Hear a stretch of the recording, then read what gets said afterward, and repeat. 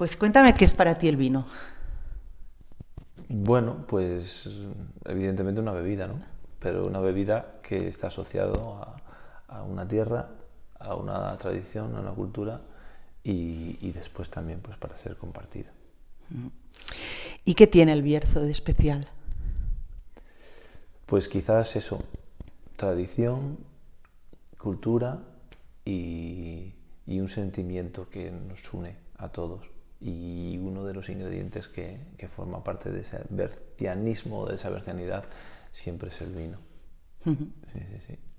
¿Tú recuerdas cuál es el primer vino que tomaste? La verdad es que no sé, pero sí que está un poco quizás asociado a las fiestas de Navidad, ¿no?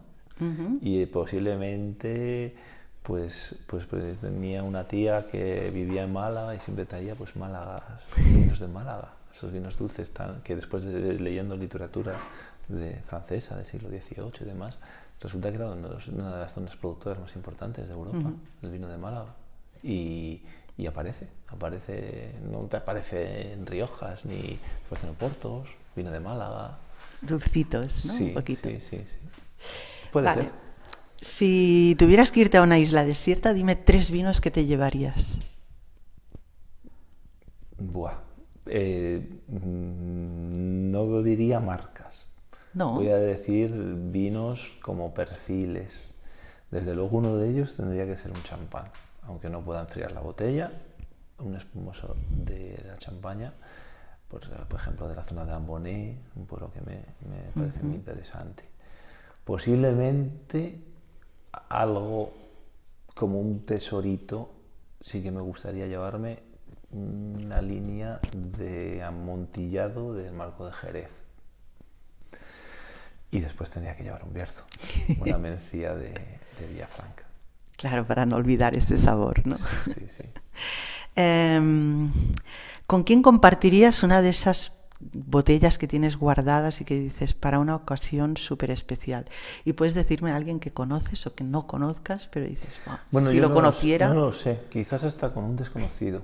Es decir, mm, mm, me gusta tener vino, tengo diferentes zonas, me regalan y a veces compro vino, pero no planifico las catas.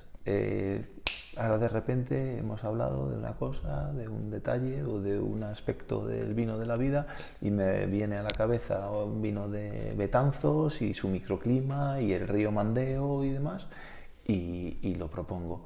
Pero no es tanto la compañía, que también es importante, pero el momento. El momento. Muy bien. Em, ¿Cuál es tu momento preferido para tomarte un vino? Buah, prácticamente todos. Prácticamente todos. Hombre, bebo bastante vino. Bebo menos que bebía. Bebo cada vez con más moderación, pero, pero, pero no sabría decirte un momento. Sin duda, el vino en estos momentos que estamos, en esta época del año, el vino que más me alegra es el que tomo en el almuerzo a mitad de la vendimia. Tomo un poquito de empanada gallega o berciana y un vasito de vino. Qué bien. Eh, Dime una región vinícola que tengo que visitar, que no me puedo perder. Buah, pues hombre, cada región. La verdad es que dos regiones que me han sorprendido y que me parecen muy afines, sobre todo en los suelos, he hablado antes en los vinos, ¿no? Serían tanto la zona de la montaña de Reims, de Champagne, Ambonnet y todos estos poblacitos tan bonitos de Champagne, y también el Marco de Jerez. Pero no lo debería es para gente, o sea, casi para elaboradores o para gente un poquito iniciada.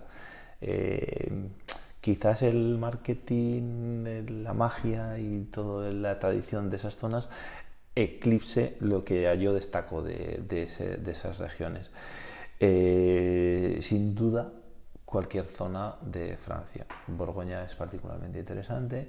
Soy un amante de los vinos de Burdeos, aunque quizás es una región también un poquito más difícil de interpretar. Tengo muchas ganas de conocer una zona que no he visitado nunca, que es el Loira. Me gusta muchísimo la zona del Ródano Sur e incluso la zona de vinos más granelista como es la Cataluña francesa, ¿no? Está llegando Rosellón. Perpiñán, Roussillon y toda la zona de Montpellier. Y me ha fascinado también,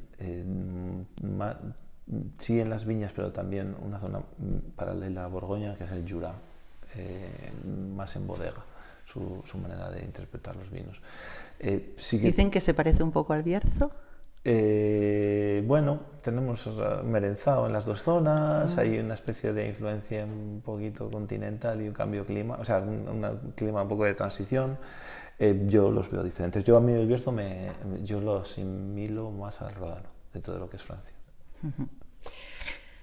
Cuéntame algo del mundo del vino que te haya sorprendido, para bien y para mal. Bueno, es que para mal muchas veces las sorpresas son decepciones, ¿no? Y luego no te gusta recordarlas. No, bueno, yo creo que lo hemos hablado antes en una conversación previa, ¿no? Me molesta en el mundo del vino los atajos, el querer llegar a hacer un gran vino haciendo trampas. El papel lo aguanta todo, la etiqueta lo aguanta todo, los certificados lo aguanta todo, el lineal aguanta todo, el exceso de diseño, el exceso a veces hasta de comunicación, eclipsa lo que es el vino en sí. Y eso pues es una parte que en una buena parte de la industria del vino pues me sorprende muchas veces negativamente y me sorprende positivamente, y esto muchas veces lo enfatizo en una época que estamos viviendo tan de transición, ¿no? O de tantos cambios, es que el vino, el sector del vino es prácticamente uno de los pocos sectores en el que la gran globalización, las grandes fusiones, los grandes grupos todavía no han entrado. Un chiquito de 40 años puede montar una empresa durante 15 años y sobrevivir vendiendo vinos de una determinada tipicidad, y yo vendo vinos en Londres, en Nueva York, en Ámsterdam y en Madrid, en Barcelona y en Palma, como si fuera una gran multinacional. Antes pues hasta los años 80 internacionalizar o el comercio de los vinos estaba en manos solamente de los ricos. El vino es una especie de canto a la esperanza, en el sentido de que es un producto que todavía se mantiene en los artesanos. Qué bien, eso democratiza un poquito, ¿no? El sector. Sí, muchas veces digo que es un poco yo, si hubiera nacido sin internet, que tan demonizado está, posiblemente no estaría aquí, no hubiera podido crecer. O sea que también tiene cosas buenas. Bueno. Dime qué piensas de una persona que no beba vino. Bueno, como dice el otro, desconfía, ¿no? No, bueno, en principio cada uno, pues para gustos colores, ¿no? El consumidor de vino, en principio para mí tiene normalmente como un plus de calidad, porque creo que es una persona un poquito más inquieta. Creo que, por ejemplo, en países que tienen menos tradición de consumo de vino, como puede ser Estados Unidos, que dicen que todavía sigue siendo el líder mundial, ¿no? el país más poderoso del mundo, el consumo de vino está aumentando, sobre todo en las élites, y es muy habitual. Yo no veo la televisión, ni tengo canales de ¿cómo se llama? Netflix y estas cosas. Bueno, ahora las series beben mucho vino. Se bebe mucho vino. Y creo que fue una de las últimas elecciones que perdió la Hillary Clinton. Ella abrazó un poco el consumo de vino, como diciendo, la América cañí, la América de antaño, es la que bebe la cerveza, ¿no? Y ella en uno de sus mítines decía que ella ve el consumo de la América del futuro, el vino, ¿no? Entonces yo creo que el consumidor de vino, no voy a decir que no consuma vino, como he dicho al principio, desconfíe de él, pero sí la persona que consume vino me genera, me despierta en mí un poquito más de interés, sí, la verdad que sí. No es una visión interesada, pero es que es así. Muy bien. Bueno, marídame, ¿cuál sería tu maridaje ideal? Pues es que pasa un poco como la compañía. Un vino para cada momento. Yo, por ejemplo, mi vino estrella o bandera, o que más fama me ha dado, es el Demencia. Y muchas veces cuando voy a vender y hablas con sumilleres y demás, ellos son muy profesionales, hablan de sus maridajes, de sus momentos, de sus comidas. Y yo muchas veces al final hasta discrepo, digo que mi demencia, por ejemplo, no es un vino gastronómico. Para mí el maridaje, para mí demencia es casi un vino de chimenea. De que, como antes a lo mejor los ingleses, cuando tomaban el brandy, cuando llegaban a casa después de trabajar, a lo de la chimenea, pues yo casi ese es el maridaje perfecto, por ejemplo, para mí, con mi demencia. Llego de podar en invierno, no tengo chimenea en casa, pero bueno, me lo imagino. ¿Y si le tuvieras que poner una canción a ese momento? Buf, bueno, pues hombre, hemos estado escuchando antes Beethoven, podría estar bien, ¿no? Podría estar bien. Y si no, para el demencias, para mis últimos demencias, me podía ir así más moderno, pues no sabría decir, pero sí algo con un toque romántico inglés, sí, los Smiths a lo mejor, sí. Uh-huh. Venga, acabamos. Las últimas. Acábame esta frase. ¿Al vino del Bierzo le falta?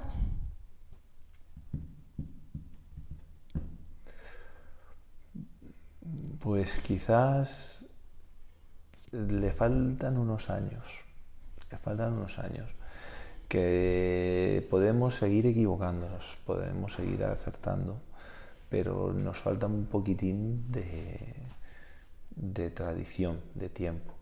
Hemos hablado mucho de regiones, no sé si quizás, bueno, es bastante evidente que me miro mucho en el espejo de grandes regiones de Francia y nosotros somos una comarca, una región vitivinícola que en el pasado y siempre hemos tenido viñas, existe una cultura de vino, aquí se bebe vino en las calles, aquí se bebe vino en las casas, aquí se elabora vino en las casas, pero no hacíamos los vinos, o sea, no tenemos la tradición de hacer grandes vinos de guarda que requieren años. Yo empecé en el año 2006, ya uno de mis pilares de...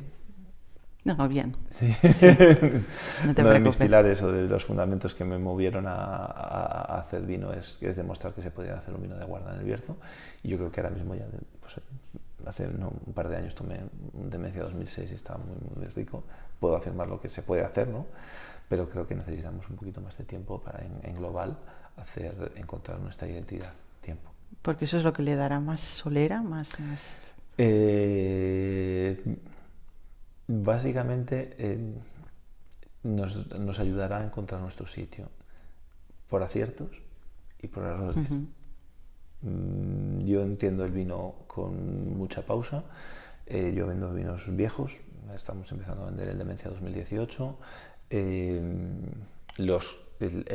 Te lo decía antes, el vino que yo ahora vendo está empezado a hacerse o elaborado en el 2018, pero se concibió pues hace 80, 90 años, cuando estos bisabuelos o tatarabuelos plantaron la viña. Entonces es algo que necesita el Bierzo, porque llevamos pocos años de elaborar este tipo de vinos. Ahora sí, la última. Te decía antes, acábame la frase, pues lo mismo. ¿Al vino español le falta? Bueno, pues lamentablemente creo que es algo que pasa con otras cosas y al vino también le pasa. El español es orgulloso en el mal sentido de la palabra, pero no tiene... es un poco soberbio, no es orgulloso. No nos lo creemos. Somos muy bravucones.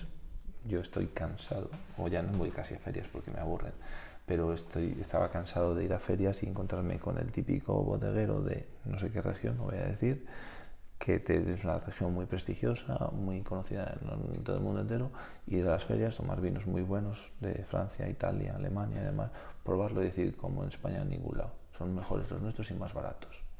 Nos miramos mucho el ombligo. Esa es una soberbia. Pero tendríamos que saber defender nuestro producto mejor. Tendríamos que tener más orgullo, es decir, defender un poquito más lo nuestro. Un típico que dicen del aceite, ¿no? Que lo llevan los italianos, lo etiquetan y lo venden. Pues debe pasar un poco lo mismo con el vino. Falta cultura también de vino, ¿no? Pues lamentablemente falta cierta cultura. Se ha perdido. Había cultura, pero no sé si en el hecho de ser un país muy productor o no sé si en el hecho de la falsa modernización o del falso progreso que ha existido en España, consumir un vino se ve como no sofisticado, como no moderno, como no interesante, se ve como de pueblo. Y nosotros queremos volver a los pueblos, queremos volver porque no sé por qué en España hubo un momento que la ruralidad se menospreció. Yeah. Y eso en Cataluña lo tenéis muy bien hecho. O sea, el payés, el origen, se cuida mucho, casi es un poco similar a lo de Francia. Y eso me encanta de Cataluña. Pues yo no veo nada más sofisticado que tomarse una copa de demencia en una chimenea y escuchando a Beethoven. Muchas gracias. Aunque sea en un pueblo, ¿no? Sí, acabamos aquí. Gracias. A ti.